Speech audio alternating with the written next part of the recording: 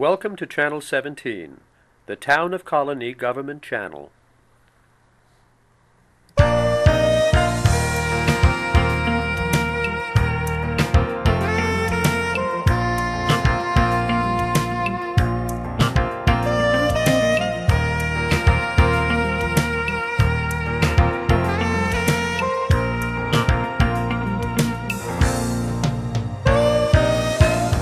Hello and welcome to Focus on Health. I'm your host, Peggy Mello. Today's guests are Dean Hale and Terri Seeley from the television show Inside Addiction. Welcome to the show, everybody. Thanks, Peggy. Dean, can you start by talking about the prevalence of addiction in New York State and the United States? 23 million Americans suffer from addiction. In New York State alone, 1.8 million Americans sought treatment in 2007. In New York State, 17%, or over 300,000 of the people that sought treatment for substance abuse came from New York State. Wow.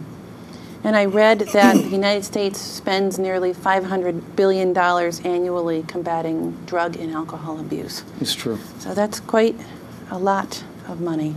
Now, what types of addiction exist and what sort of people are stricken by addiction?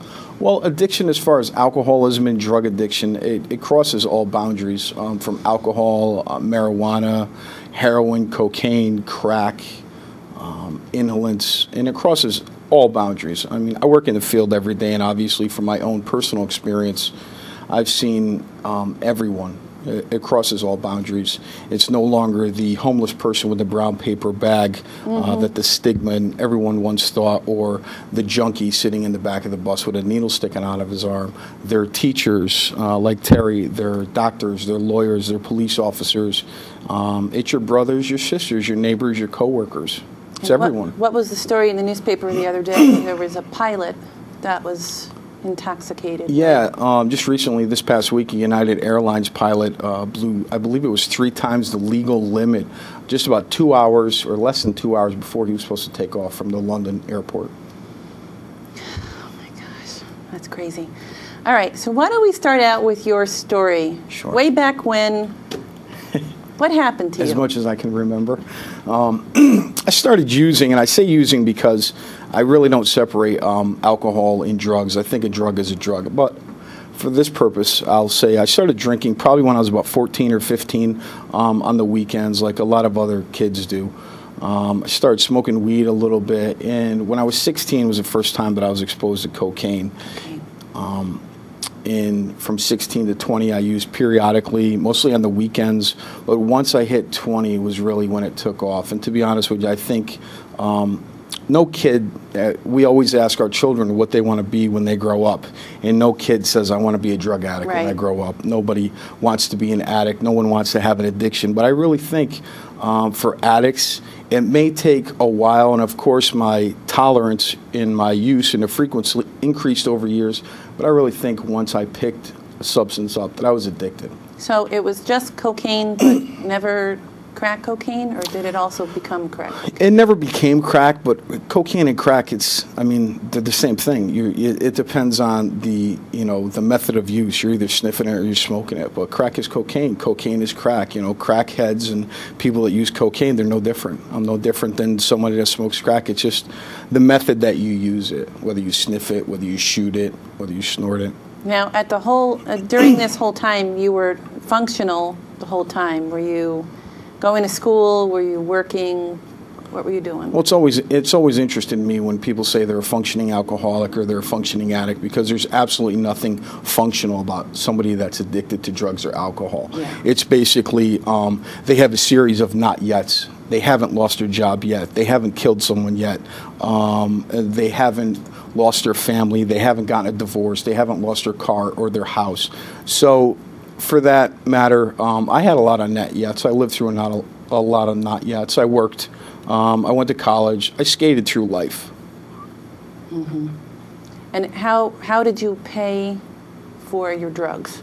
I started DJing when I was about 14, and I had an interest in music, and I DJ'd local school dances, excuse me, and when I was 16, I started DJing more.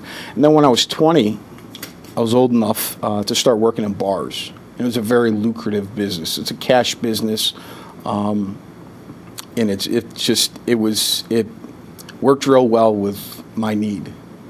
Now, when you talk about the environment, were there drugs being used actually in the bar or absolutely outside the bar? The bar business, the nightlife, the restaurant business goes hand in hand. I made $70,000 a year for 10 years and have absolutely nothing to show for it. My family, my father always said a joke, I've got a Bentley sticking up one nostril and a $1 million mansion sticking up the other one. Absolutely. I would use in bars. Customers would tell management that I was using, and their response would be to kick patrons out. At one point, I was seen using in a DJ booth, and the solution for that was the next week I came into work, they put a door on my booth so nobody could see me snorting coke.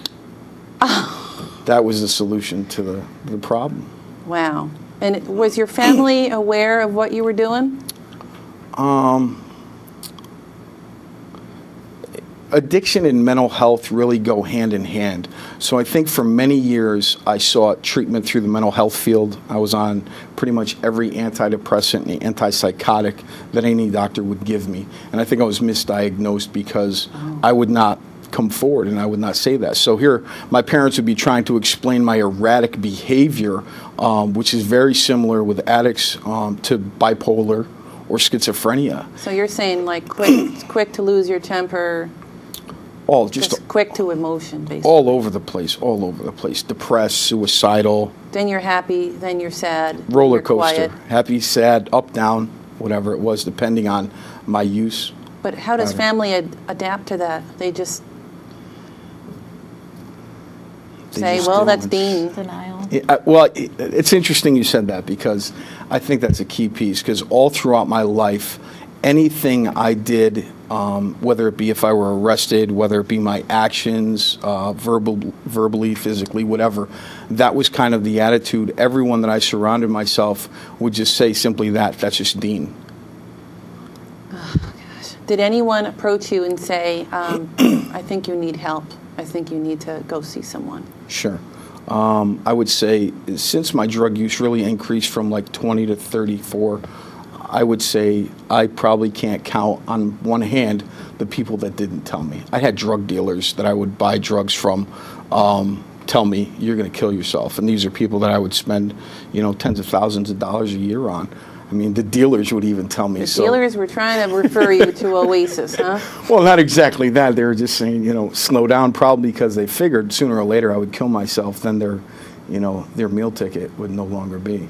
Now, coming from a person, I know nothing about where you would get drugs. Yeah. I mean, do they deliver drugs? Do you go to a drive-through and get drugs? I mean, do you go into the projects or the ghetto and get drugs? Or are they everywhere? Drugs are everywhere. I've bought drugs. I sold drugs for many years. You name it. If I heard some of the things that I've been involved in, if I read them in a book, we just went to the movies this weekend. If I saw a movie about my life, I wouldn't believe it. Some of the things that I've seen, people involved in drugs, delivery practices. One of the things that I always found interesting was he told me he used to sell and, do that sort of thing in like a McDonald's. And they used to go into McDonald's and, get the soda and buy a fry to make it look like they were patronizing McDonald's. But how do you do it? I mean, you walk up to the register and say, what do you say? There's just no. Can I get a number 12? Well, there's no fear. There's no fear involved. It's just so people don't understand it. It's so prevalent. I mean, to be honest with you, I've had the Armor All bottle. I've had police officers deliver cocaine to me. Yeah. Now, why would they do that? Because they were selling drugs. Oh, okay. So basically, it's not just a corner that's in the worst part of Troy or Schenectady or Albany. No. It's anywhere. It's everywhere. It's in